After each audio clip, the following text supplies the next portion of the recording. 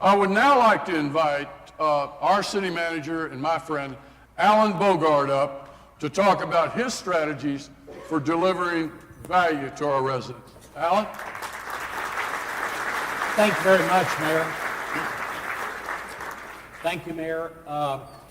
Each year when we have the opportunity to do this, it really reinforces my feeling of being blessed. Blessed to be in Sugar Land. And for that, I want to thank my city council who have given me the opportunity to be able to work in the city now for 25 years and 18 years as city manager. It's a true blessing to be here.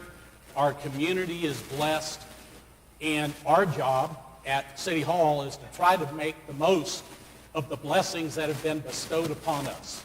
So that's what we're attempting to try to do, and it's great to be with you here today to be able to accomplish that and tell you the Sugar Land story.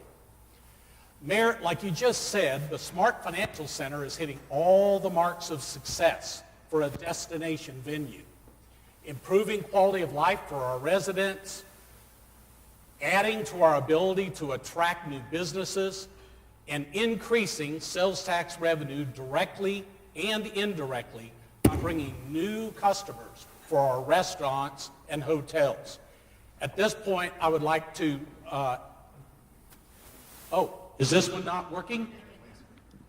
Okay, so should I start over again? I won't put you through that. I would like to recognize Jennifer May, Assistant City Manager. Would you please stand? Who has been instrumental in us getting the Smart Financial Center project moving forward the way that it has. Very importantly, it helps to reduce the pressure on increasing property taxes by bringing in that new revenue, just like we did when we did the Costco project or the expansion of the mall. This strategy has proven successful in increasing sales tax revenue and allowing a reduction in property taxes by a total of 18 cents over time, giving Sugar Land the second lowest property tax rate for cities with populations in our size category, 60,000 and over. Further, Sugar Land homeowners can benefit from additional reductions through our 10% homestead exemption, which is equivalent to 3 cents on the tax rate, and our over 65 exemption of $70,000, which can further reduce taxes. I'm very proud of that. This year, actually, this June, I become 65. So I get to get me one of those over 65 exemptions. It's equivalent to 6 cents savings on our tax rate. Mayor, this makes the equivalent tax rate for over 65 homeowners in Sugar Land less than 23 cents, creating a savings of over $300 per year. We need to be careful or we're going to have all the senior citizens living here. So we got to be careful we don't make too good of a deal. For several years by policy, our target for annual tax bill growth for our residents has been capped at 3%. And in practice, averaging over the last 10 years, the city has been able to maintain that target, actually 3.1%, by growing sales tax and utilizing existing flexibility granted to cities for exemptions that are now allowed by state law. And we certainly hope that the legislature leaves us with the flexibility we need to be able to do the job that we're charged with doing. It's also innovative. It's an example of some of the video stuff we've been doing for the public.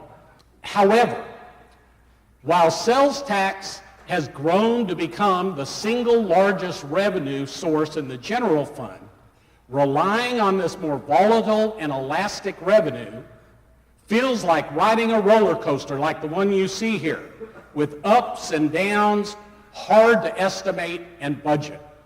And for the general fund, this is crucial, since the expenditures are more than 70% compensation, just like police and fire salaries. This reduces resilience to economic ups and downs.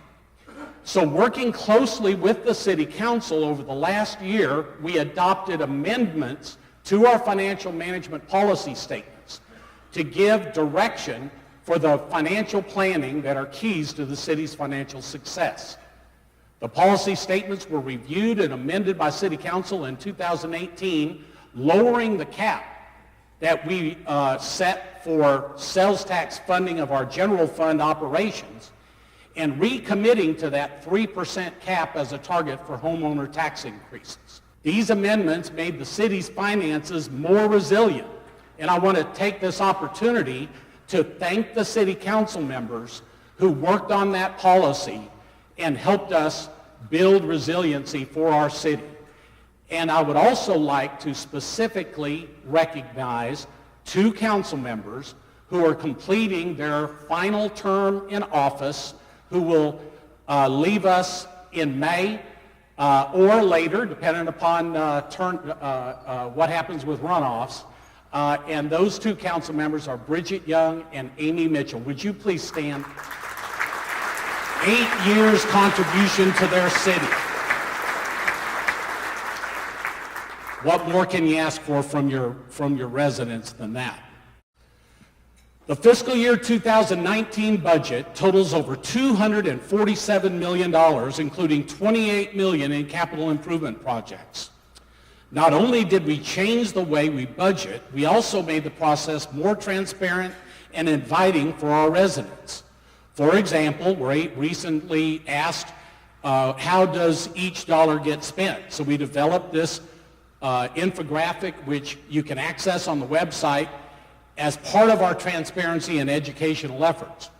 We're also proud to report that we closed fiscal year 2018 with a clean audit and that all of our major funds ended the year not only in the black, but with surplus fund balances.